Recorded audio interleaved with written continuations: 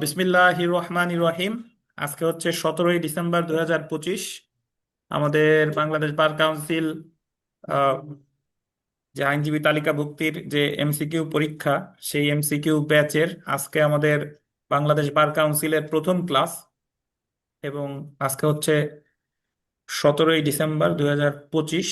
দেখেন তো, আমাদের বাংলাদেশ বার কাউন্সিল থেকে প্রিলিমিনারি পরীক্ষায়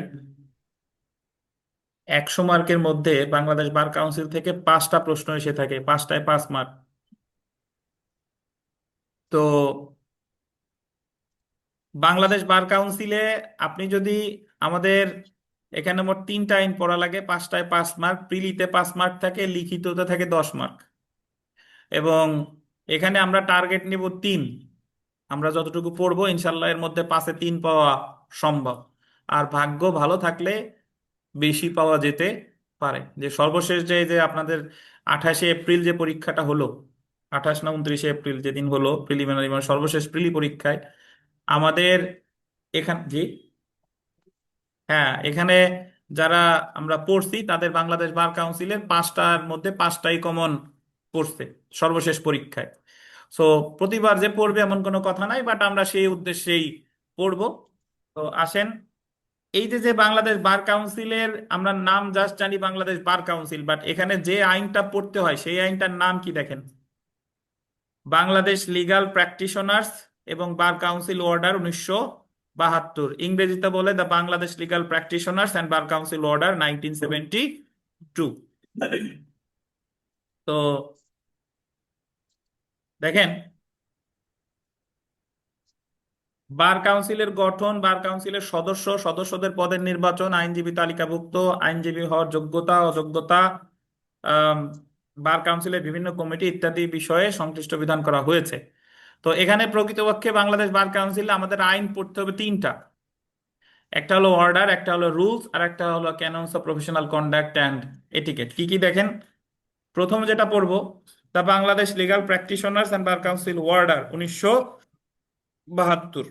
মূল যে আইনটা, এটা হলো অর্ডার 1972 সালে। এই the Bangladesh legal practitioners and bar council order, যেটা এই অর্ডারটা পাশ করে হলো রাষ্ট্রপতি।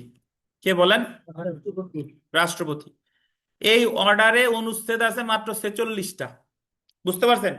এখন 46টা অনুচ্ছেদে বিস্তারিত ব্যাখ্যা করার জন্য রুল রুলস প্রণয়ন করা হলো। তাহলে এই যে যে পরের আইনটা দেখেন, the Bangladesh legal practitioners and bar council rules 1972, তাহলে অর্ডারও 72, রুলসও 72, বাট সময়ের দিক থেকে আগে পাশ করতে হলো অর্ডার। এরপর অর্ডারে বিস্তারিত ভাবে ব্যাখ্যা করার জন্য কি পাশ করা হলো? রুলস পাশ করা হলো। বুঝতে পারছেন? যেরকম আমি যদি একটু এভাবে বলি, যে ধরেন বাংলাদেশ বার কাউন্সিলের অনুচ্ছেদে আছে যে 31শে মে আগে নির্বাচন করতে হবে, কিন্তু নির্বাচন তফসিল কবে ঘোষণা করবে, নির্বাচনের প্রার্থী কিভাবে হবে, কয়টা ভোট থাকবে, কোন অঞ্চলে কি, এই বিস্তারিত বিধিবিধান কিন্তু অর্ডারে নাই। এই বিস্তারিত বিধিবিধান আছে কোথায়? রুলস। তো এর ছাড়াও আরো একটা আইন আমরা এখানে পড়বো, সেটা দেখেন, অন্যদিকে আইনজীবীদের পেশাগত আচরণ বিষয়ে বিধান করা হয়েছে canons of professional conduct and etiquette. Bar council পরীক্ষার জন্য মূলত এই 3টি বিষয় পড়তে হয়। এই যে যে পেশাগত আচরণ, canons of professional conduct and etiquette.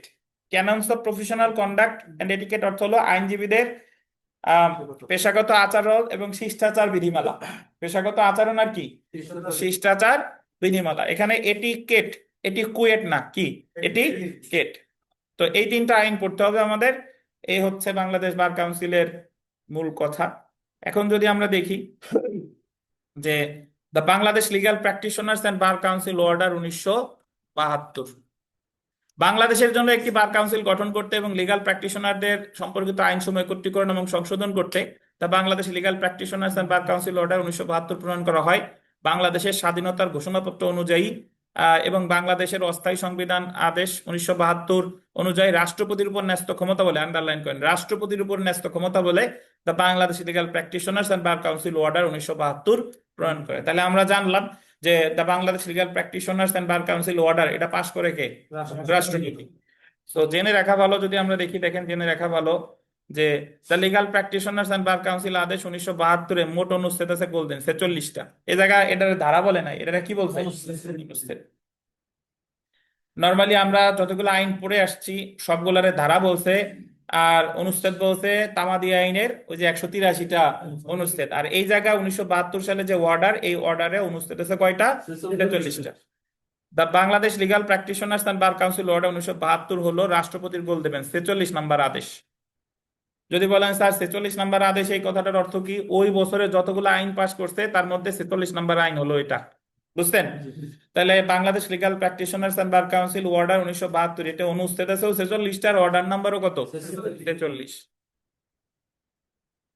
তারপরে যদি আমরা চলে আসি the Bangladesh legal practitioners and bar council order 1972 প্রণয়ন ও কার্যকর হয়, আন্ডারলাইন করবেন, প্রণয়ন ও কার্যকর দুইটাই একই দিন, 18 মে 1972। এই আইনটা প্রণয়ন মানে হলো পাশ করছে, এবং কার্যকর দুইটাই কি বলেন? একই দিনে, 18 মে 1972। তাহলে the Bangladesh legal practitioner bar council order কে পাশ করে? রাষ্ট্রপতি। কত সালে? 72 সালে। কত তারিখ? 18 মে 1972। কয়টা অর্ডার আছে? মানে অর্ডার নাম্বার 46, অনুচ্ছেদ আছে কয়টা? 46। জি। এখন আমরা চলে আসি the Bangladesh legal practitioners and bar council rules 1972। Rules একটু আগেই বললাম যে রুলস কেন পাশ করলো, অর্ডারে ব্যাখ্যার জন্য দরকার হলো কার? রুলস এর। The Bangladesh legal practitioners and bar council order 1972-এ উল্লেখিত বিধানসমূহ কার্যকর করতে প্রয়োজনীয় বিধি প্রণয়ন করতে the Bangladesh legal practitioners and bar council rules 1972 প্রণয়ন করা হয়। The Bangladesh legal practitioners and bar council order এর আন্ডারলাইন করবেন 40-এর 1 অনুচ্ছেদে বলা হয়েছে। আমি আপনাদের একটা বিষয় সহজ করে দিই, এই বাংলাদেশ বার কাউন্সিলের কোন বিধি টিধি অনুচ্ছেদ টনুচ্ছেদ মুখস্থ করার দরকার নাই। এই জায়গা থেকে ওইভাবে আসে না, যদি 5টার ভিতর আসে একটা আসতে পারে, একটা না পারলে আমার কোনো সমস্যা নাই। তো এখানে আপনার বিধি অনুচ্ছেদ দরকার নাই, তারপরও পড়ার স্বার্থে দুই একটা অনুচ্ছেদ আমার এমনিতেই মনে থাকবে, দুই একটা মনে থাকার যেটা রাখার কথা সেটা আমি বলে দিব, সমস্যা নাই। বাট এই যে 40 অনুচ্ছেদে বলছে, এই 40 অনুচ্ছেদ আমার মনে রাখার প্রয়োজন নাই। The Bangladesh legal practitioners and bar council order 1972-এর উদ্দেশ্য বাস্তবায়নে সরকারের পূর্ব অনুমতি নিয়ে, এটা আন্ডারলাইন করতে হবে, সরকারের পূর্ব অনুমতি নিয়ে বার কাউন্সিল সরকারি গেজেট নোটিফিকেশন দ্বারা বিধি প্রণয়ন করতে পারে। এখানে খুবই গুরুত্বপূর্ণ কথা বলছে, বলছে যে বিধি প্রণয়ন করতে পারে কে? বিধি প্রণয়ন করতে পারে সরকারের অনুমতি নিয়ে। কে পারে? Bar council. কিসের মাধ্যমে? সরকারি গেজেট নোটিফিকেশনের মাধ্যমে। অপরদিকে, অন্যদিকে 40-এর 3 অনুচ্ছেদে বলা হয়েছে যতক্ষণ পর্যন্ত না বার কাউন্সিল কর্তৃক বিধি প্রণয়ন করা হয়, এই অনুচ্ছেদের অধীন কাউন্সিলের ক্ষমতা সরকার কর্তৃক, বার কাউন্সিলের ক্ষমতা সরকার কর্তৃক প্রয়োগ করা হবে। অর্থাৎ সহজ কথা শুনেন, 40 অনুচ্ছেদের বিধান অনুসারে বিধি প্রণয়ন করতে পারে স্বয়ং সরকার পারে, অথবা বার কাউন্সিলও পারে। বাট সরকার করলে তো সরকারের অনুমতির দরকার নাই। ওই যে গেজেট প্রকাশ করে, বিভিন্ন গেজেট সরকার, দেখেন না ফেসবুকে, দেখেন যে গেজেট প্রকাশিত হয়েছে, আর তাহলে ওটা করতেছে সরকার। আর স্বয়ং বাংলাদেশ বার কাউন্সিলও পারে, বাট উনি একা একা পারবেন না, ওর অনুমতি লাগবে কার? সরকারের। সরকারের অনুমতি নিয়ে বার কাউন্সিল গেজেট প্রকাশ, এই বিধি প্রণয়ন করতে পারবে। বাট মজার কথা হলো যে বার কাউন্সিল আজ পর্যন্ত কোনোদিনই বিধি প্রণয়ন করে নাই। ওনার ক্ষমতা আছে, বাট আজ পর্যন্ত উনি কখনোই কি করে নাই। তাহলে এই যে যে বিধি প্রণয়নটা আজ পর্যন্ত, যেহেতু আমি বলেই দিলাম আজ পর্যন্ত করে নাই, তাহলে এই যে যে 1972 সালের যে রুলস, এটা কে প্রণয়ন করছে? সরকার।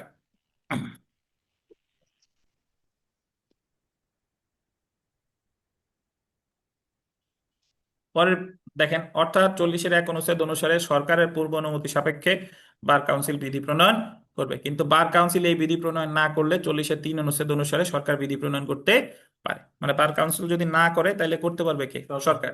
এই আদেশে 40 অনুচ্ছেদের 3 উপচ্ছেদে উপ অনুচ্ছেদে প্রদত্ত ক্ষমতা বলে গোল দেবেন সরকার the Bangladesh legal practitioners and bar council rules 1972 প্রণয়ন করে। সরকার শব্দটা গোল দেন। তাহলে the Bangladesh legal practitioners and bar council order pass করছে কে? রাষ্ট্রপতি। আর the Bangladesh legal practitioners and bar council rules pass করছে কে? সরকার। এই রুলস কি বার কাউন্সিল পাস করতে পারে? পারে। কার অনুমতি লাগবে? সরকারের। বাট আজ পর্যন্ত একবারও করছে? পারে নাই।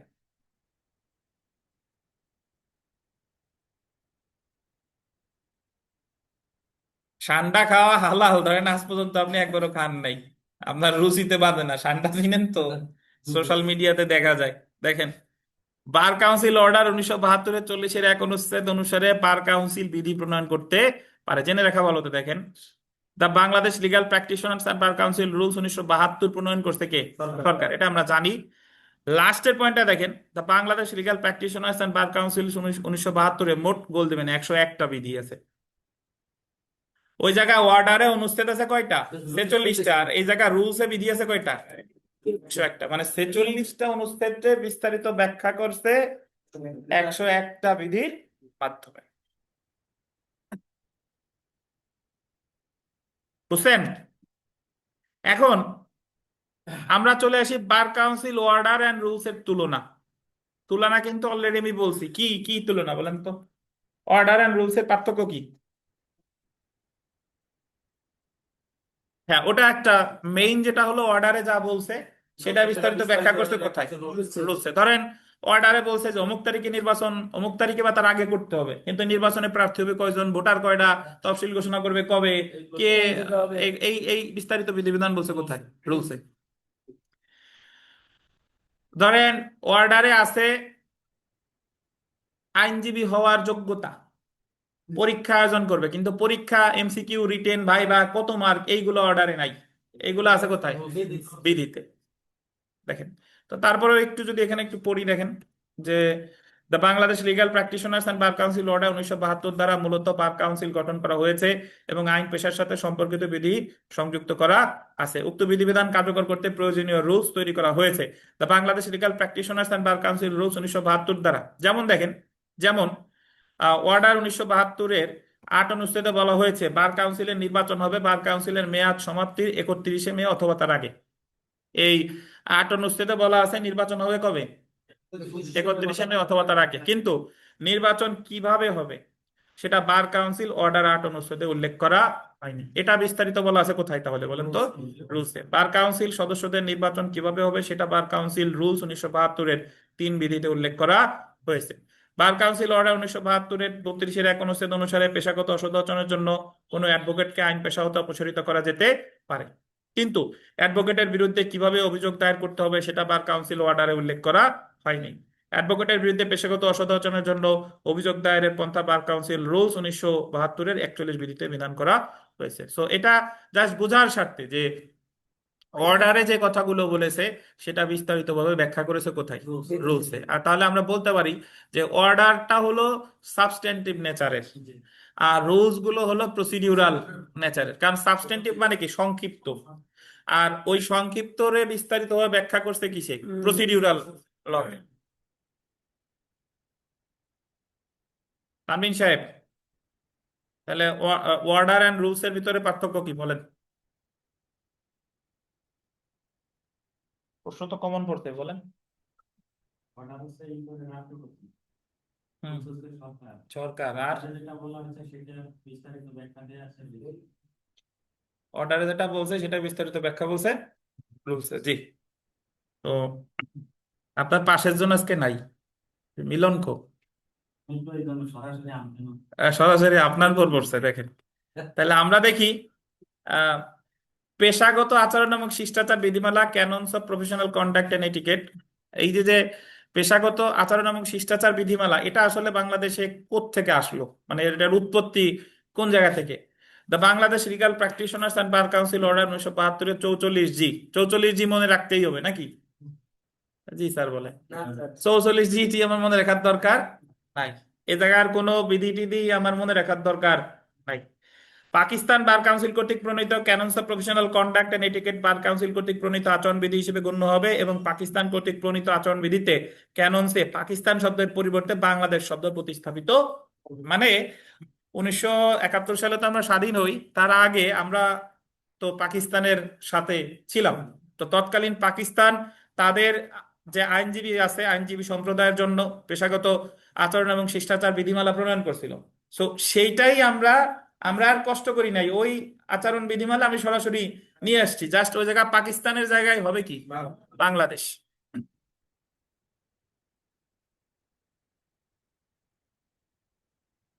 মূলত দেখেন, মূলত পাকিস্তান আমলে 1965 সালের আইনজীবী ও বার কাউন্সিল আইন 1965 48 কিউ ধারায় প্রদত্ত ক্ষমতা বলে Pakistan bar council canons of professional conduct and etiquette প্রণয়ন করে এবং 1969 সালে, এগুলো মনে রাখার দরকার নাই, জাস্ট এমনি রিডিং পড়বেন। 65 সালে প্রণয়ন করছে আর 1969 সালের 5 জানুয়ারি পাকিস্তান বার কাউন্সিল একটি প্রস্তাব দ্বারা এই পেশাগত আচরণবিধি কি হয়, গৃহীত হয়। 1972 সালের বার কাউন্সিল অর্ডার দ্বারা বাংলাদেশ বার কাউন্সিল গঠন করা হয়। 1965 সালে, এটা আন্ডারলাইন করেন এই লাইনটা, 1965 সালে পাকিস্তান আমলে পুরোটা আন্ডারলাইন করেন, যে canons of professional conduct and etiquette প্রণয়ন করা হয়, সেই পেশাগত আচরণ বাংলাদেশ বার কাউন্সিল কর্তৃক গ্রহণ করা হয়। তাহলে বাংলাদেশ বার কাউন্সিল যে canons of professional conduct and etiquette আমরা বর্তমানে অনুসরণ করি, এটা কত সালে, পাকিস্তান আমলের কত সালে, 1965 সালের। বুঝছেন? তো এটা লিখিত সময় একটু আলোচনা করতে হয় যে canons of professional conduct and etiquette এর উৎপত্তি হলো কোত্থেকে, আমরা কোত্থেকে এই জিনিসটা গ্রহণ করলাম আর কি।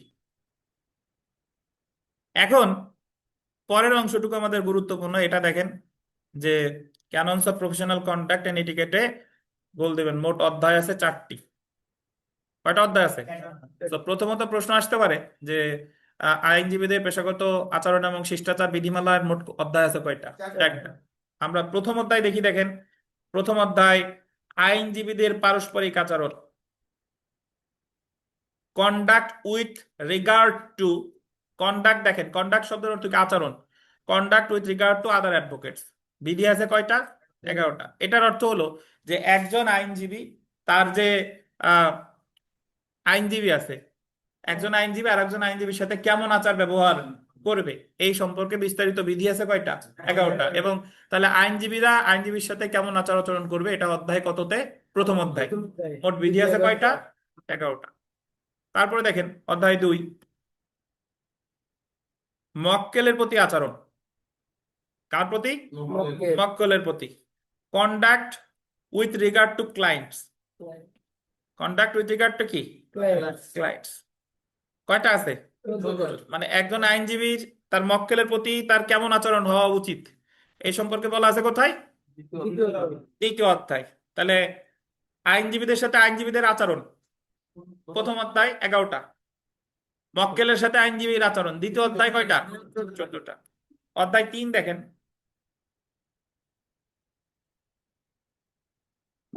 আদালতের প্রতি দায়িত্ববোধ। এটা কিন্তু আচরণ না, দেখেন আদালতের প্রতি কি? দায়িত্ববোধ, ডিউটি টু দা কোর্ট। আগের আগের দুইটা দেখেন, উপরেরটায় কন্ডাক্ট, নিচেরটায় কন্ডাক্ট মানে আচরণ। আর আদালতের প্রতি আচরণ না, আদালতের প্রতি কি বলছে? দায়িত্ব। কয়টা আছে? 9টা। তাহলে আদালতের প্রতি দায়িত্ববোধ আছে 9টা। কত অধ্যায়? তৃতীয় অধ্যায়। আদালতের প্রতি কার দায়িত্ববোধ? আইনজীবীর দায়িত্ববোধ। আমরা চলে আসি অধ্যায় 4, জনসাধারণের প্রতি আইনজীবীদের আচরণ। জনসাধারণের প্রতি আইনজীবীদের আচরণ, conduct with regard to the public generally, অর্থাৎ একজন জনগণের সাথে একজন আইনজীবীর আচার আচরণ কেমন হওয়া উচিত এই বিধিবিধানগুলো আলোচনা করেছে কততে? 4র্থ অধ্যায়ে। আছে কয়টা? 8টা। তাহলে মোট বিধি হলো 11 আর 14 25 আর 9 34 আর 8 42। তাহলে ক্যাননস অফ প্রফেশনাল কন্ডাক্ট এন্ড এটিকেটে মোট বিধি আছে কয়টা? 42। এখন এই বিধি মনে রাখার একটা মানে একটা গল্প আছে, এমনি মনে রাখবেন যে এভাবে আসতে পারে যে প্রথম অধ্যায় কি আছে, দ্বিতীয় অধ্যায় কি আছে, তৃতীয় অধ্যায় কি আছে, চতুর্থ অধ্যায়ে কি আছে। দেখেন আহ, যারা এই যে আইনজীবী, আপনারা যখন আইনজীবী হবেন বা যারা কোর্টে যান জানেন যে সকাল সকাল আইনজীবীরা একেবারে সবার আগে কোর্টে যায়। কোর্টে গিয়ে দেখে যায় তার যে পাশের চেম্বারে যে বসা আছে বা একই সাথে যারা বসে আইনজীবীদের সাথে আইনজীবীদের প্রথমেই দেখা হয়। ওই সময় কিন্তু মক্কেলের আনাগোনা শুরু হয় নাই, বা ওই সময় আদালতেও যায় না। তাহলে প্রথম অধ্যায় আমরা মনে রাখবো, ওই যে সকালে গিয়ে যে আইনজীবীর সাথে দেখা হয়, তাহলে প্রথম অধ্যায় হলো আইনজীবীদের সাথে আইনজীবী। বুঝেন কিনা? এরপরে বসার পরে একটু চা টা খাওয়ার পরে একটু পরে মক্কেলের আনাগোনা শুরু হয়, মক্কেলরা আসে, অন্যরা পেশাগত কাজকর্ম করে। তাহলে দ্বিতীয় অধ্যায় হলো কার সাথে? মক্কেলের সাথে। মক্কেলের কাছ থেকে টাকা পয়সা কালেকশন করে এরপরে যার যার কোর্টে দৌড়ায় নাকি। তাহলে তৃতীয় অধ্যায় কার সাথে? আদালতের সাথে। আদালতের সাথে। এরপর আদালত থেকে যখন চলে আসেন, কেউ এনসিপির কার্যালয়ে যাবেন, কেউ আওয়ামী লীগের কার্যালয়ে যাবেন, কেউ বিএনপির কার্যালয়ে যাবেন, কেউ আবার সাংস্কৃতিক অনুষ্ঠানে যাবেন, কেউ বর্তমানে ব্লগ করে, ইউটিউব ব্লগ করে। জনসাধারণের প্রতি আচরণ কি হবে? সবার শেষে হলো কি? জনসাধারণের সাথে। তো তাহলে আমার মনে রাখার অধ্যায় 1 হলো আইনজীবীর সাথে আইনজীবী, অধ্যায় 2 হলো কি মক্কেল, মক্কেলের সাথে অধ্যায় 3 হলো কি আদালত, আর অধ্যায় কি জনগণ। বুঝেন কিনা? আচ্ছা, এখন 4টা অধ্যায় সিকোয়েন্স তো মিলাইলাম, এখন মোট বিধি কয়টা? 42টা। এখন যে সমস্যাটা আপনার হবে মাঝে মাঝে, হয়তোবা এটা ভাবতে পারেন যে কোনটায় 11 কোনটায় 14, এটা আমার মাঝে মাঝে ওলট পালট হয়ে যাচ্ছে। তো এটারও একটা থিওরি আছে, সেটা হলো যে একজন আইনজীবীর এক জীবনে সবচেয়ে বেশি দেখা হয় কার সাথে জানেন? মক্কেলের সাথে। সহকারী আইনজীবী তো ওই সীমিত কয়েকজন, তারা তো প্রতিদিনই দেখা পায়, কিন্তু এক জীবনে সবচেয়ে বেশি দেখা হয় কার সাথে? মক্কেলের সাথে। তাহলে বিধি সবচেয়ে বেশি কোন অধ্যায়? মক্কেল। তারপরে সহযোগী মক্কেলের পরে যার সাথে বেশি দেখা হয় সে কি? আইনজীবী। তা ওনার সাথে কয়টা? 11টা। আর একজন আইনজীবী ওই আপনার কিন্তু সকল আদালতে প্র্যাকটিস করে না, কেউ সিভিল করে, কেউ ক্রিমিনাল করে। এই কারণে আদালতের সাথে আছে কয়টা? 9টা। আর কিছু আইনজীবী আছে ভাব নিয়ে চলে, এরা জীবনও সাধারণ জনগণের সাথে মেশে না। এখানে জনগণের সাথে যে অধ্যায়টা, এটা সবচেয়ে আছে কয়টা? 8টা। বুঝতে পারছেন? জনগণ তো পরের কথা, শিক্ষানবিশ আইনজীবী লিফটে উঠলো কেন? তুমি এখানে উঠলে কেন? নেমে যাও, আছে না? সিনিয়ররা আছে অনেক, মানে ভিআইপি স্টাইলে চলে অনেক ইয়া নিয়ে। তো আবার তারাই যখন আপনার কালো টাই থেকে, লাল টাই থেকে কালো টাই হবে, তখন আপনার যে কি দাম বাড়বে, তখন বুঝতে পারবেন না যে কি মর্যাদায় ভূষিত হয়েছেন আর কি। তো যাই হোক, আমরা যেটা মনে রাখবো, প্রথম অধ্যায় হলো আইনজীবীদের সাথে আইনজীবী, দ্বিতীয় অধ্যায় কার? মক্কেল। তৃতীয় অধ্যায় আদালতের সাথে, চতুর্থ অধ্যায় জনগণের সাথে। মোট কয়টা? 42টা। এবং যে জিনিসটা এখানে মনে রাখা দরকার, যদি পরীক্ষায় প্রশ্ন আসে, কর্তব্য সংক্রান্ত বা দায়িত্ব সংক্রান্ত অধ্যায় কয়টা? একটা। 4টা না কিন্তু, ওই যে শুধু ডিউটি টু দা কোর্ট আর আচরণ সংক্রান্ত কয়টা? 4টা, যে সবাই জানে, কিন্তু পরীক্ষায় যদি আসে যে আচরণ এবং শিষ্টাচার বিধিমালার মধ্যে দায়িত্ব সংক্রান্ত অধ্যায় কয়টা, আর এই অধ্যায়ের মধ্যে আচরণ সংক্রান্ত বিধিমালা কয়টা? বুঝছেন? দায়িত্ব কার সাথে? তো বিগত বছরের প্রশ্ন দেখেন।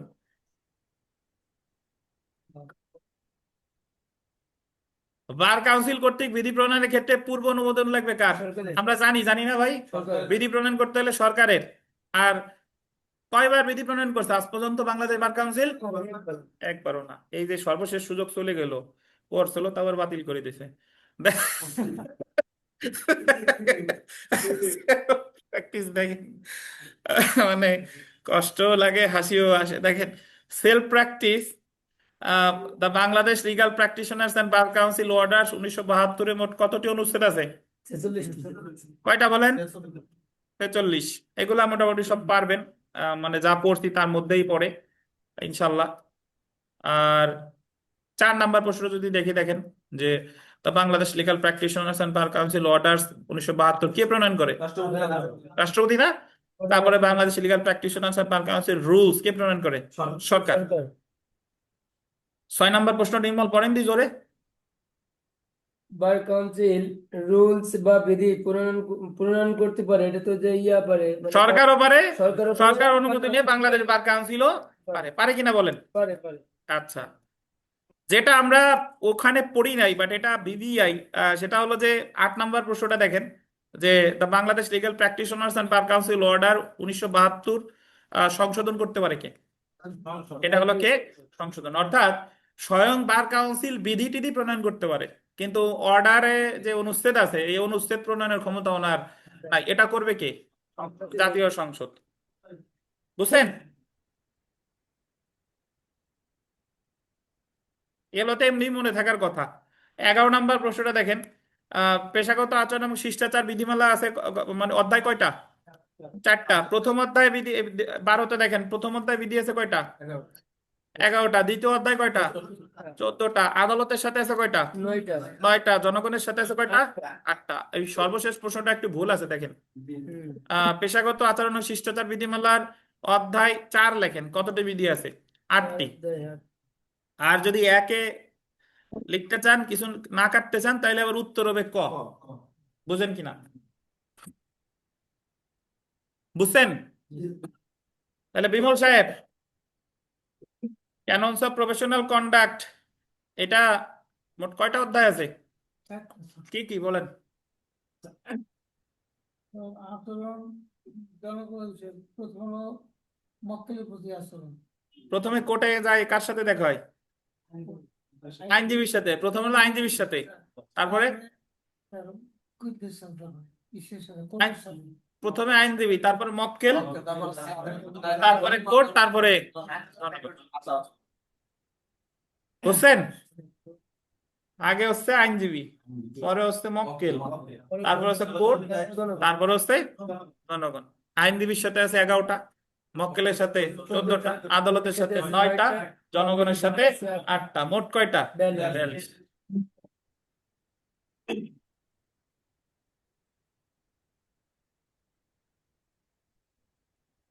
তানভীর বলেন তো একবার, দেখি হিসাব মেলে কিনা।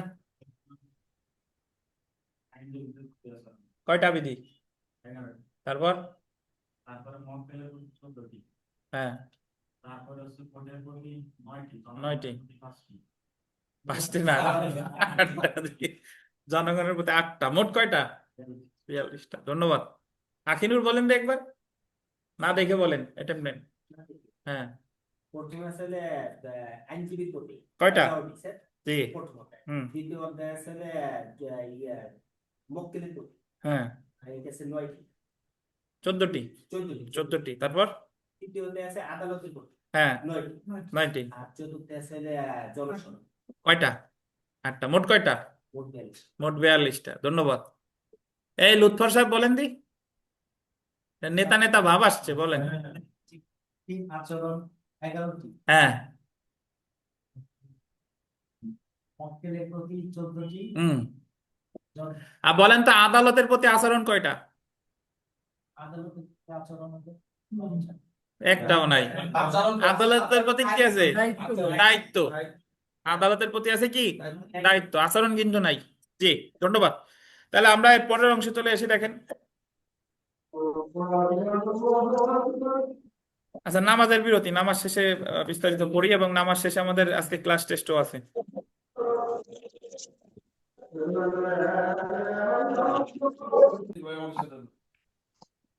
শোনো, বুঝলি? মানে সুন্দরবন, মানে একটা পয়েন্ট তো ঠিক করছে, একটা জায়গা না, যাবো আমরা, গেলাম।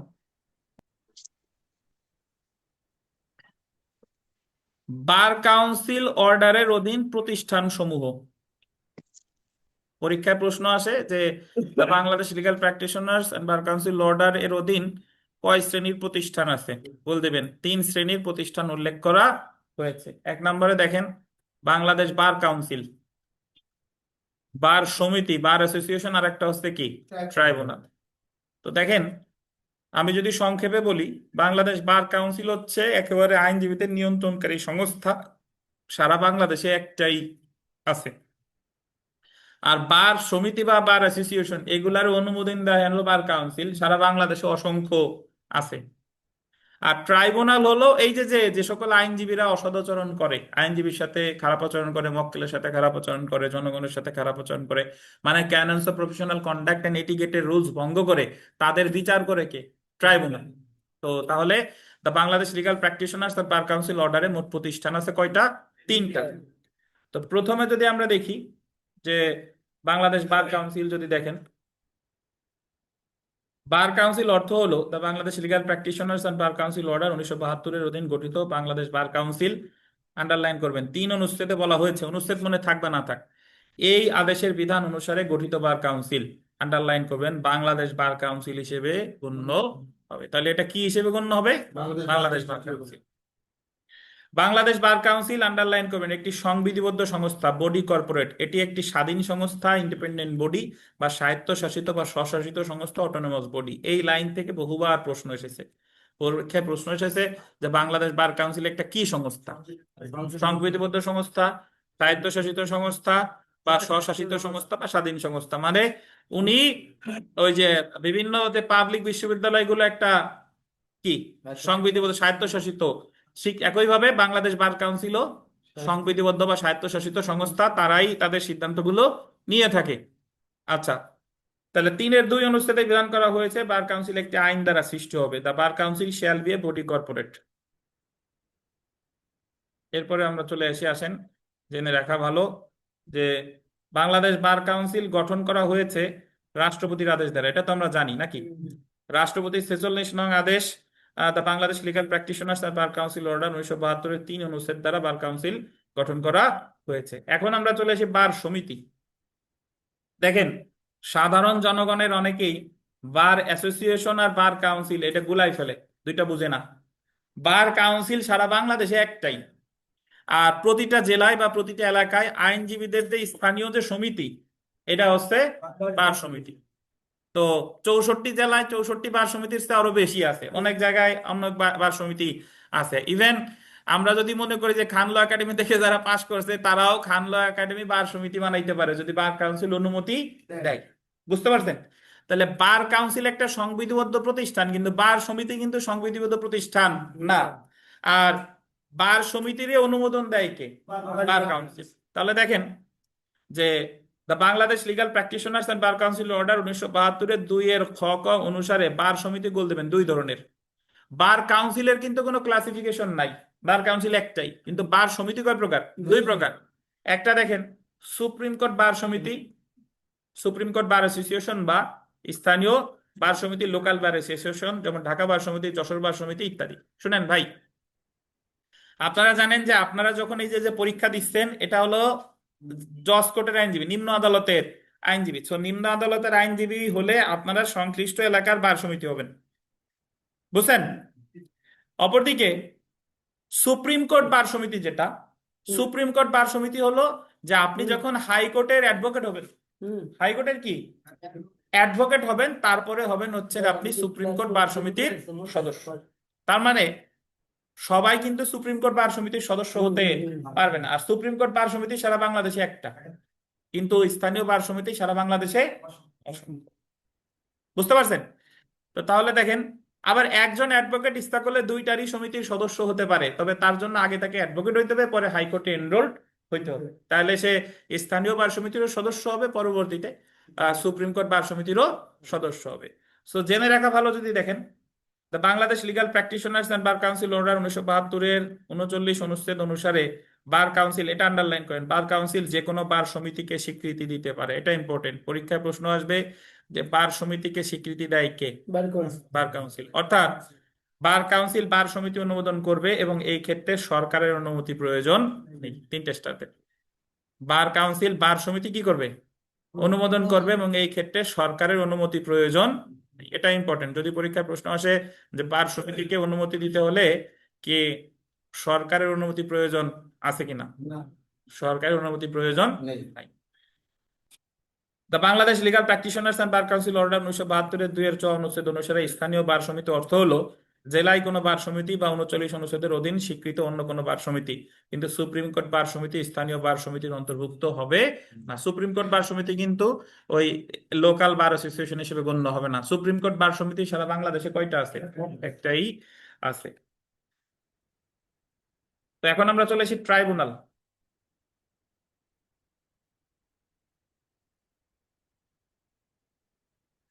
ট্রাইব্যুনাল একটা জিনিস এখন মাথার মধ্যে ঢুকায় রাখেন, ট্রাইব্যুনাল, ট্রাই ট্রাই ট্রাই মানে হচ্ছে 3, বুঝতে পারছেন? তাহলে ট্রাইব্যুনালের সদস্য সংখ্যা সবসময় কয়জন? 3 জন। বার কাউন্সিলে যত ট্রাইব্যুনাল আছে, এই জায়গায় একটা ট্রাইব্যুনাল আছে, সামনে গিয়ে পড়বো ইলেকশন ট্রাইব্যুনাল, যে ট্রাইব্যুনালই হোক না, ট্রাই মানে এই কয়জন? 3 জন। আর এই যে মনে রাখলেন ট্রাইব্যুনালের সদস্য 3 জন, আর ট্রাইব্যুনালের অনুচ্ছেদও কত? 33। দেখছেন? তো এই অনুচ্ছেদটা একটু পারলে মনে রাখেন, ট্রাইব্যুনালের অনুচ্ছেদ কত? 33। বার কাউন্সিল 1972-এর 2-এর আই অনুচ্ছেদ অনুসারে ট্রাইব্যুনাল অর্থ হলো এই অর্ডারের অধীন গঠিত tribunal. The Bangladesh legal practitioners bar council order 1972-এর 33 অনুচ্ছেদ অনুসারে ট্রাইব্যুনাল গঠন করা হয়। 33-এর 1 অনুচ্ছেদ অনুসারে বার কাউন্সিল গোল দিবেন এক বা একাধিক ট্রাইব্যুনাল গঠন করতে পারে। কয়টা? বার কাউন্সিল ট্রাইব্যুনাল গঠন করতে পারে কয়টা? এক বা একাধিক। সদস্য দেখেন, তাহলে পরীক্ষা যদি প্রশ্ন আসে ট্রাইব্যুনাল কত অনুচ্ছেদে আছে? 33। কে গঠন করে ট্রাইব্যুনাল? Bar council. কয়টা? এক বা একাধিক। মোট সদস্য কয়জন? এই যে দেখেন, সদস্য 3 জন সদস্য নিয়ে ট্রাইব্যুনাল গঠিত হয়। সদস্য সমূহ যদি আমরা দেখি, বার কাউন্সিল সদস্যদের মধ্যে হতে বার কাউন্সিল কর্তৃক, এই জায়গা মনোনীত আছে না, মনোনীত কেটে লেখেন নির্বাচিত, মনোনীত কেটে লিখবেন নির্বাচিত, নির্বাচিত 2 জন সদস্য এবং অ্যাডভোকেটদের মধ্যে হতে একজন সদস্য নিয়ে বার কাউন্সিল ট্রাইব্যুনাল গঠিত হবে। তাহলে বার কাউন্সিল ট্রাইব্যুনালের মোট সদস্য হলো 3 জন। তার মধ্যে বাংলাদেশ বার কাউন্সিলের যে সদস্য আছে তাদের মধ্যে থেকে নির্বাচিত কয়জন? 2 জন। এবং অ্যাডভোকেটদের মধ্যে থেকে কয়জন? একজন। তাহলে মোট হলো কয়জন? 3 জন। চেয়ারম্যান যদি দেখেন, এই 3 জনের মধ্যে যে প্রবীণ সেই ট্রাইব্যুনালের চেয়ারম্যান হবেন। প্রবীণ বুঝেন? এই জায়গা 3 জনের মধ্যে প্রথমে দেখবে যে কর্মে কে প্রবীণ। আর কর্মে যদি সবাই সমান হয়, মানে সবারই অ্যাডভোকেটশিপ লাইসেন্সের মেয়াদ ধরেন 30 বছর করে, তাহলে দেখবে যে বয়সে কে প্রবীণ। তাহলে বয়সের যে একেবারে দাম নাই বিষয়টা তা না। তাহলে ট্রাইব্যুনালের সদস্য কয়জন? 3 জন। নির্বাচিত কয়জন? 2 জন। আর অ্যাডভোকেটদের মধ্যে থেকে একজন। জেনে রাখা ভালো, দেখেন অ্যাটর্নি জেনারেল ট্রাইব্যুনালের সদস্য হবে না। 3টে স্টার দেন, বিবিআই পরীক্ষায় প্রশ্ন আসে যে অ্যাটর্নি জেনারেল কি ট্রাইব্যুনালের সদস্য হবে কিনা। অ্যাটর্নি জেনারেল ট্রাইব্যুনালের সদস্য হবে না, বুঝছেন? তারপরে দেখেন, পদাধিকার বলে বার কাউন্সিলের সচিব ট্রাইব্যুনালের সচিব হবে। পদাধিকার বলে যিনি বাংলাদেশ বার কাউন্সিলের সচিব, তিনি হবে কি? ট্রাইব্যুনালের সচিব।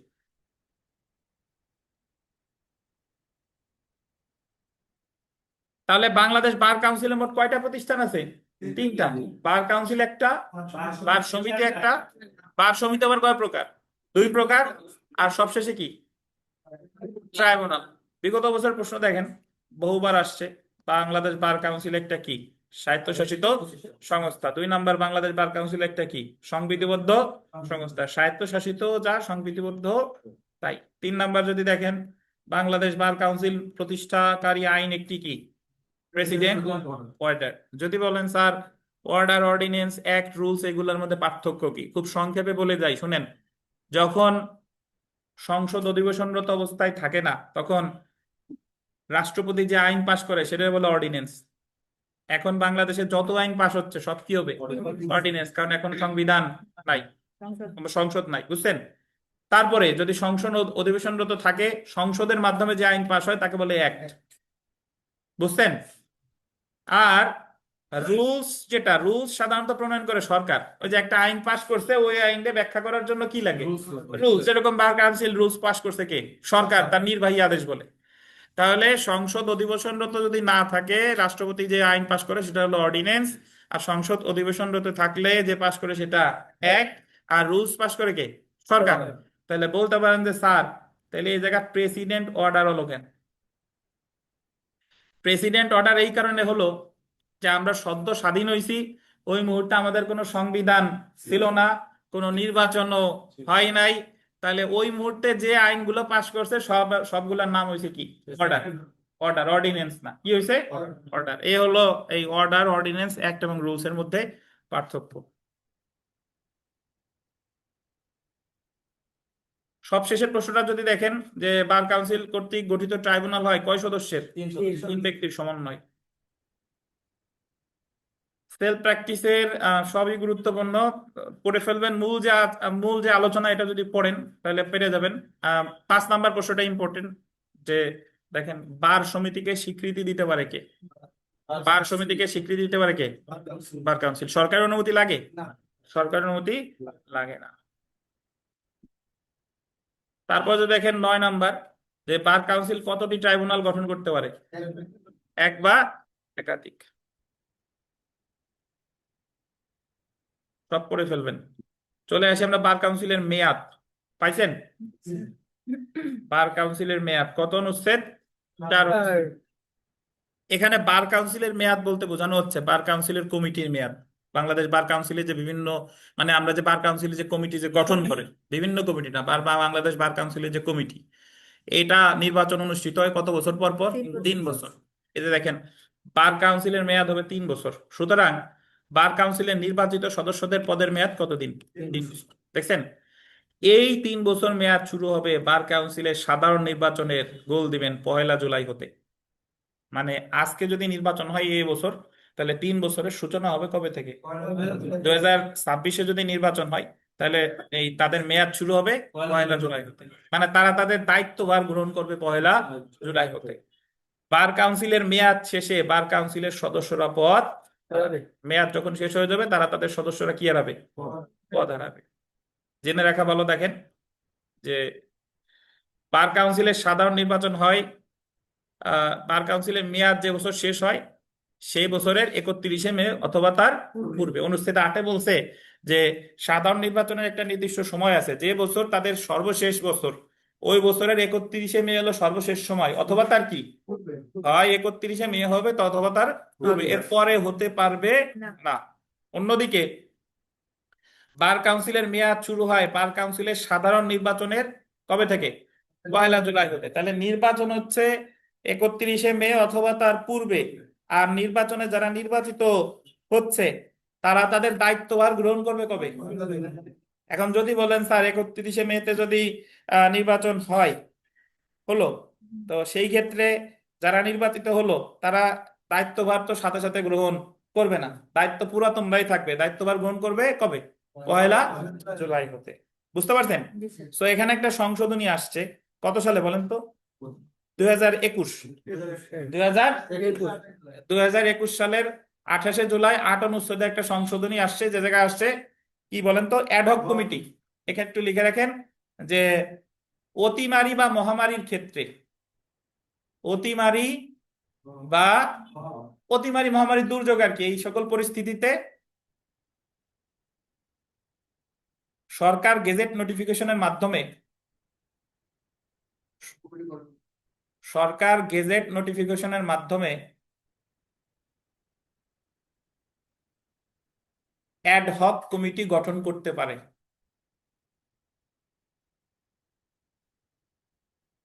অ্যাডহক কমিটি গঠন করতে পারে,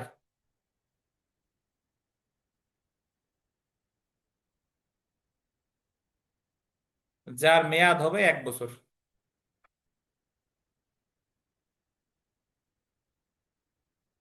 যার মেয়াদ হবে 1 বছর।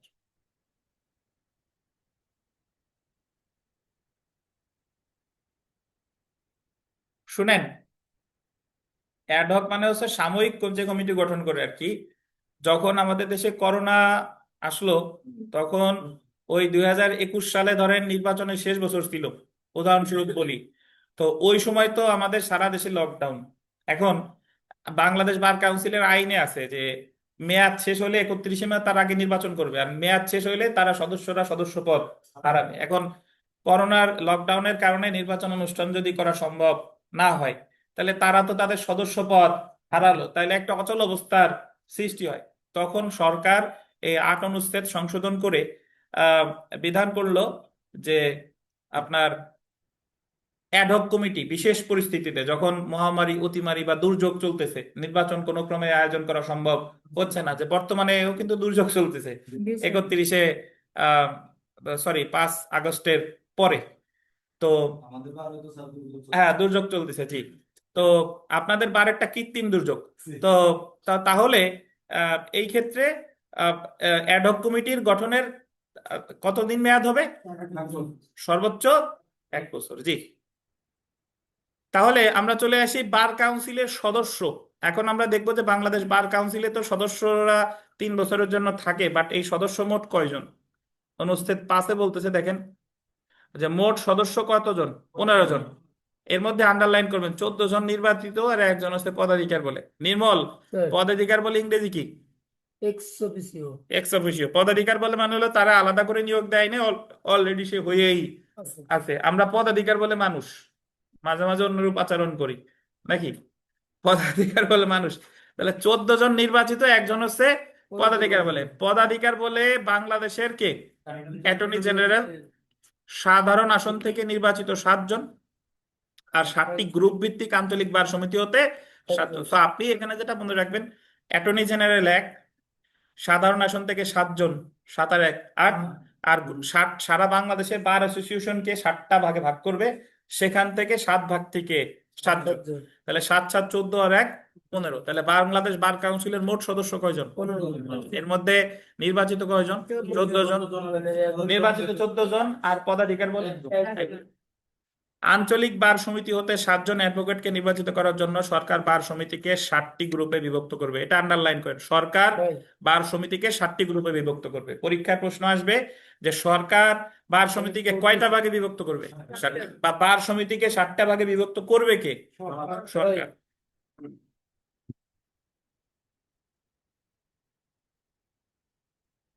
জেনে রাখা ভালো, যদি আমরা দেখি, দেখেন আমার 15 টাকা দাও। হুম।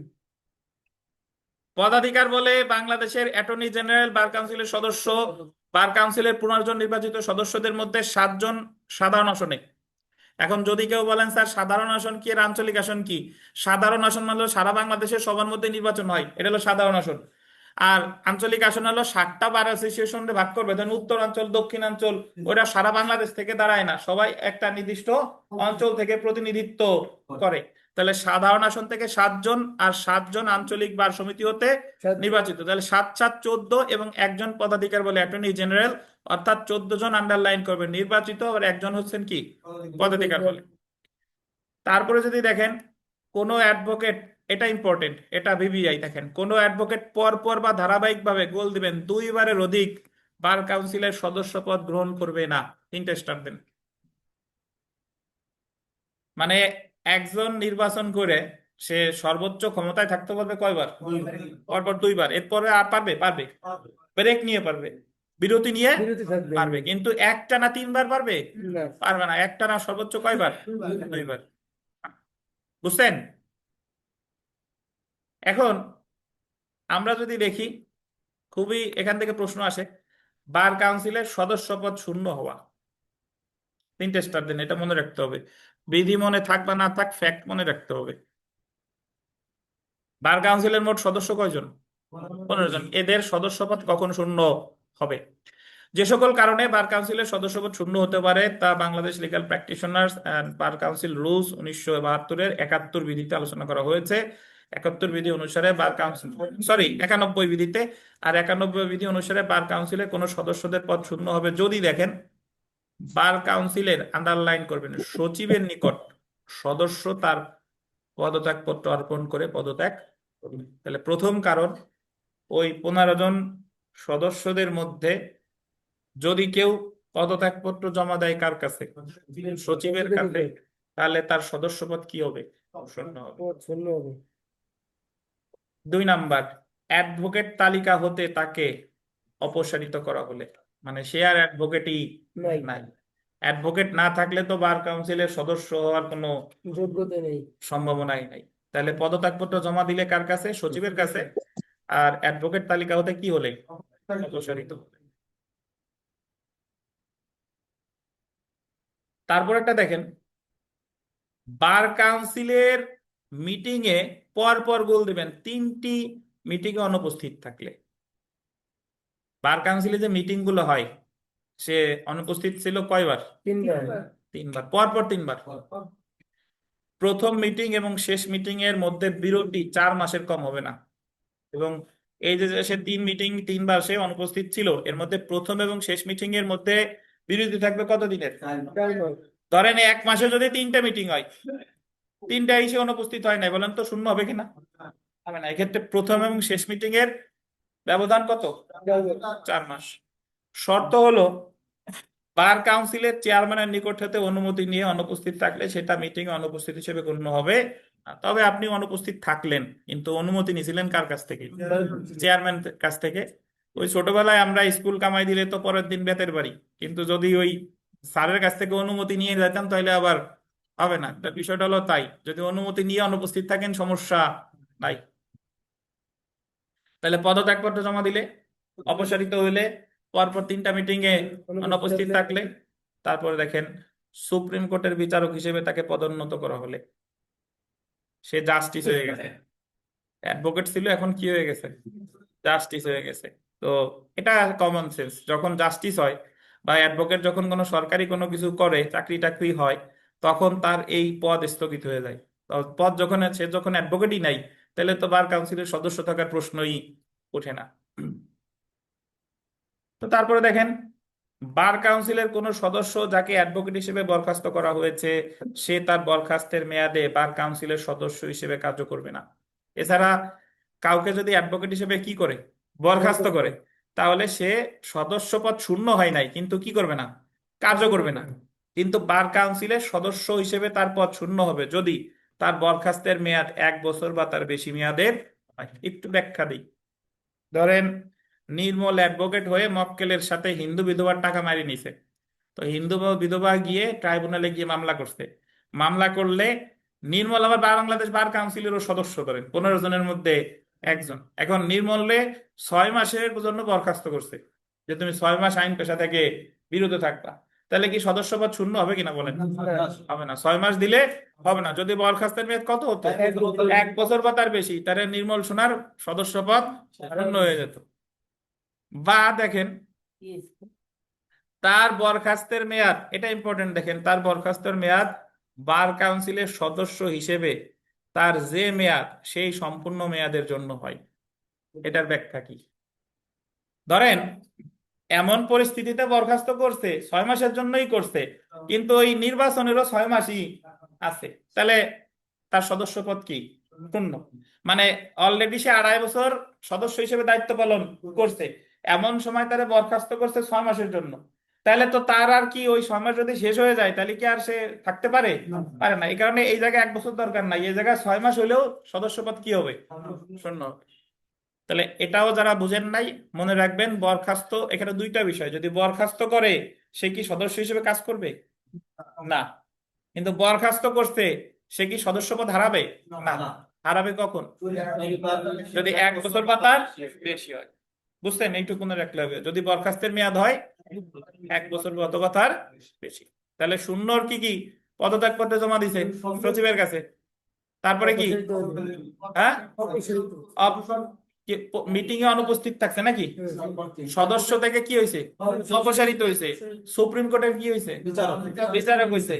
বরখাস্ত করলে শূন্য হবে না। বরখাস্তের মেয়াদ কত বছর? 1 বছর বা তার বেশি। তবে বরখাস্ত করলে কি সে কাজ করবে? কাজ করবে না। জি।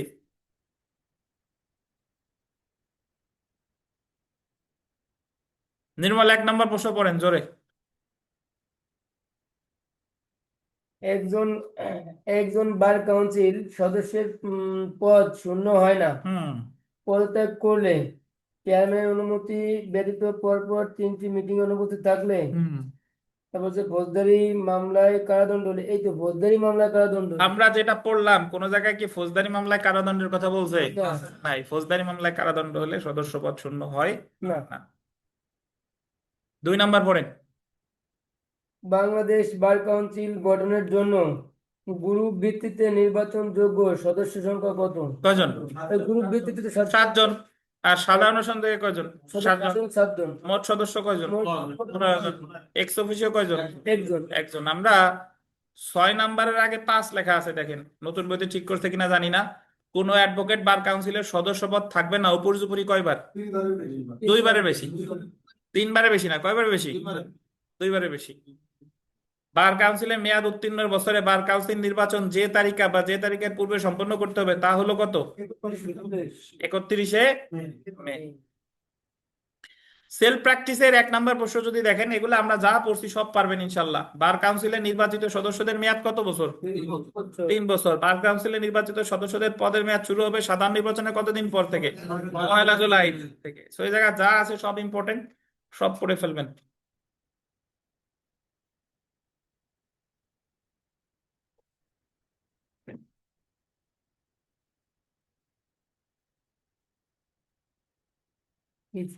আমরা আরেকটু পরে পরীক্ষায় চলে যাব, আর একটু দেখবো। দেখেন বার কাউন্সিলের চেয়ারম্যান এবং ভাইস চেয়ারম্যান, 6 অনুচ্ছেদ। অনুচ্ছেদ মনে না থাকলে সমস্যা নাই। 6-এর 1 অনুচ্ছেদে বলা হয়েছে বার কাউন্সিলের একজন চেয়ারম্যান এবং একজন ভাইস চেয়ারম্যান থাকবে। 15 জন সদস্যদের মধ্যে একজন থাকবেন চেয়ারম্যান আর একজন কি, ভাইস চেয়ারম্যান। এর মধ্যে দেখেন পদাধিকার বলে বাংলাদেশের অ্যাটর্নি জেনারেল বার কাউন্সিলের চেয়ারম্যান। এখানে চেয়ারম্যানের বাংলা কি? সভাপতি। বুঝছেন? পদাধিকার বলে মানে হলো অ্যাটর্নি জেনারেল যখন হয়েছেন তখন থেকে উনি বাংলাদেশ বার কাউন্সিলের চেয়ারম্যান হয়ে বসে আছেন, চেয়ারম্যান বা সভাপতি হয়ে বসে বসে আছেন, ওনারা আলাদা দায়িত্ব দেওয়া লাগবে না। অপরদিকে ভাইস চেয়ারম্যান যদি দেখেন, বার কাউন্সিলের সদস্যদের মধ্যে হতে বার কাউন্সিল সদস্যগণ কর্তৃক ভাইস চেয়ারম্যান নির্বাচিত হবে। তাহলে ওই যে যে বাকি যে 14 জন, এদের মধ্যে থেকে একজন হবেন কে? Vice chairman. যেরকম বাংলাদেশ বার কাউন্সিলের বর্তমানে চেয়ারম্যানের নাম কি? না, অ্যাটর্নি জেনারেল, মাননীয় অ্যাটর্নি জেনারেল কে? ওই যে আসাদুজ্জামান। আর ভাইস চেয়ারম্যান হচ্ছে লার্নেড অ্যাডভোকেট কে? জয়নুল আবেদিন মহোদয়, জয়নুল আবেদিন স্যার। আচ্ছা দেখেন, তো দরকার নাই, আপনাদের নাম মুখস্থ করার প্রয়োজন নাই, জাস্ট এই ফ্যাক্ট মনে রাখলেই হবে। তারপরে যেটা ইম্পর্টেন্ট দেখেন, বার কাউন্সিল গঠনের পর, এটা বিবিআই গোল দিবেন, ইহার প্রথম মিটিং এ এর সহসভাপতি বা ভাইস চেয়ারম্যান নির্বাচন হবে। তাহলে পরীক্ষার প্রশ্ন আসবে যে ভাইস চেয়ারম্যান নির্বাচন হবে বার কাউন্সিল গঠনের কোন মিটিং এ? প্রথম মিটিং এ। বার কাউন্সিলের নির্বাচন, আন্ডারলাইন করেন, ব্যালটের মাধ্যমে হবে, গোল দিবেন গোপন ব্যালটের মাধ্যমে নয়। ব্যালটের মাধ্যমে হবে, গোপন ব্যালট না, মানে কে কারে ভোট দিছে জানতে পারবে। বুঝতে পারছেন? তাহলে ভাইস চেয়ারম্যান নির্বাচন কবে হবে? প্রথম মিটিং এ। কিসের মাধ্যমে হবে? ব্যালটের কি ব্যালট? Open ballot. ঠিক, প্রকাশ্য ব্যালট।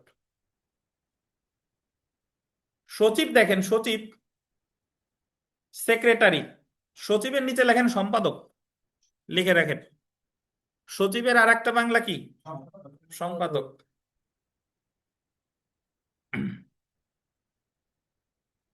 বাংলাদেশ বার কাউন্সিলের একজন সচিব থাকবে। সরকার, আন্ডারলাইন করবেন, জেলা জজ বা অতিরিক্ত জেলা জজদের মধ্যে হতে বার কাউন্সিলের সচিব নিয়োগ করবে। কাদের মধ্যে থেকে? জেলা জজ বা অতিরিক্ত জেলা জজ। তো বার কাউন্সিলের সচিব কয়জন? আচ্ছা, আর এটা পরীক্ষায় প্রশ্ন আসবে যে কাদের নিয়োগ দেবে, জেলা ও দায়রা জজ থেকে? জেলা জজ ও অতিরিক্ত জেলা জজ, এর জায়গায় কিন্তু দায়রা জজের কথা নাই, সাবধান। তারপরে দেখেন, বার কাউন্সিলের সচিবের পদের মেয়াদ হবে, আন্ডারলাইন করবেন, সরকার যেমন নির্ধারণ করে। সচিবের কি কি নির্দিষ্ট মেয়াদ আছে? নাই, সরকার যেমন নির্ধারণ করে। 6 ক অনুচ্ছেদটি গোল দিবেন 2012 সালে সংযুক্ত করা হয়।